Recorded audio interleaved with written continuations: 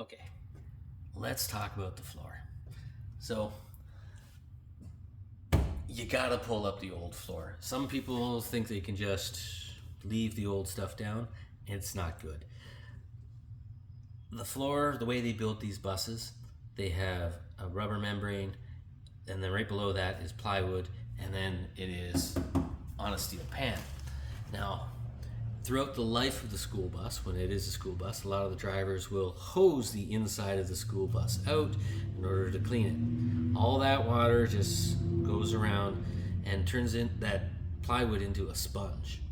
That sponge just sits against this metal floor and rots it out. So you need to clean that up. Otherwise, you're just building a school bus on a bad foundation, right? And you never want to do that for your house. So what we ended up doing after you've watched some of our videos and whatnot, we pulled everything up, we took a wire brush, and we ground down all the way down to the bare metal. And it was okay if you end up catching a little bit of holes in there. For us, we were kind of lucky. We only have a couple of small little spots around where the driver's seat was and around some of the wheel wells. And that is pretty much it. The rest of the floor is pretty solid.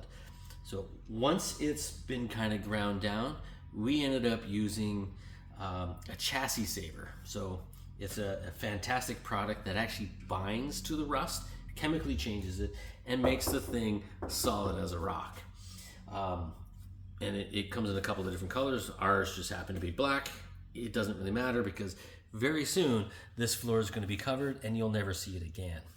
So our next step, once everything on the outside is done and it is dried in, we're going to start working on the inside. And one of the first tasks is all about patching these holes. And it doesn't have to be a great patch. It's really just something that gives it a little, something structural, and especially on some of these bigger holes, and prevent any kind of water from coming up from the road. And then we will start to layer the floor properly. But yeah, you gotta take that extra step. You gotta remove the floor, as well as the walls and the ceiling, because you want to be able to insulate and kind of solve any problems ahead of time. If you have a small leak or something like that, you're not going to notice it until it's too late. So it's best to kind of go right down to the bones of the bus.